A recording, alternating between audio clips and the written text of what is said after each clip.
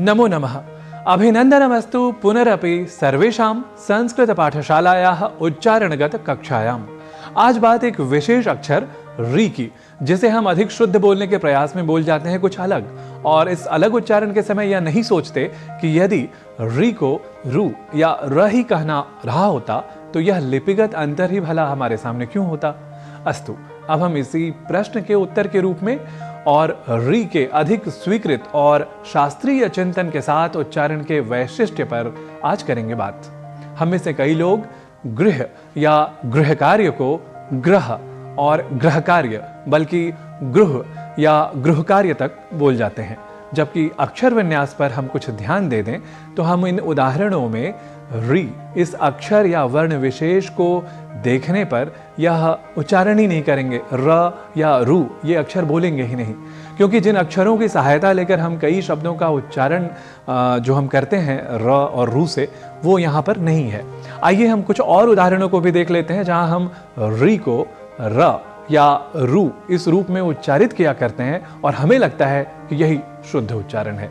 जैसे एक शब्द है वृश्चिक, जिसका अर्थ है बिच्छू, और इसी वृश्चिक शब्द को हम अक्सर कई लोगों से वृश्चिक इस रूप में सुन लेते हैं। ऐसे ही कृष्ण को कृष्णा तो बोल ही जाते हैं, साथ ही साथ कृष्ण यह भी बोल जाते हैं। तो हमें एक तो अंग्रेजी भाषा के उच्चारण का अनुकरण करते हुए योग को योगा की तरह, कृष्ण को कृष्णा यह उच्चारण नहीं करना, क्योंकि कृष्ण तो पुल्लिंग शब्द है, जबकि कृष्णा स्त्रीलिंग, अर्थात कृष्ण देवकी नंदन, राधा रमण और अर्जुन सखा हैं, जबकि कृष्णा तो द्रुपद नंदिनी, पांडव पत्नी और द्रौपदी हैं। तो कृष्ण और कृष्णा का भेद जैसे अब आप समझ चुके हैं, वैसे ही कृष्ण और कृष्ण का भेद या शुद्ध अशुद्ध उच्चारण का अंतर समझ चुके होंगे, यह हमें आशा है। यहां हम अब यह समझ लेते हैं कि आखिर री को र या रू के रूप में उच्चारित करना क्यों गलत है। देखिए, एक छोटा सा सूत्र है, नियम है, ऋतु रसाणाम मूर्धा, अर्थात री टवर्ग अर्थात ट से लेकर न तक, फिर र श जिसे मूर्धन्य श ही कहते हैं, इन सभी का उच्चारण स्थान मूर्धा है। मूर्धा अर्थात मुंह के अंदर के तालू और ऊपर के दांतों के पीछे सिर की तरफ का भाग, जिसे जीभ का अगला भाग री, ट, ठ, ड, ढ, ण, र और श इन वर्णों के उच्चारण करते समय उलटकर छूता है।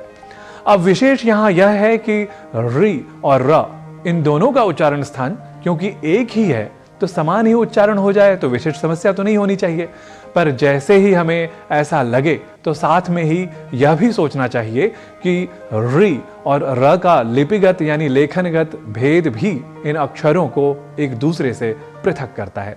इसलिए जैसे ट का अलग उच्चारण है, वैसे ही र का अलग और री का अलग उच्चारण स्वतः ही हो जाएगा।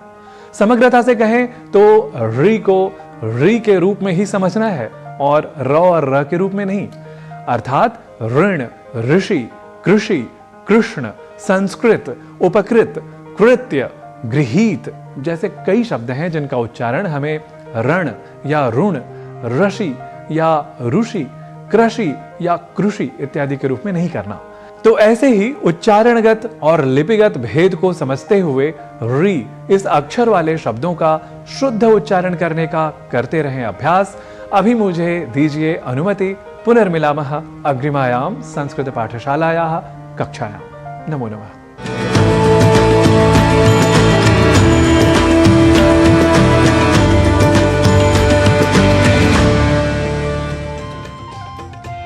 कार्यक्रम में आगे बढ़ते हैं और देखते हैं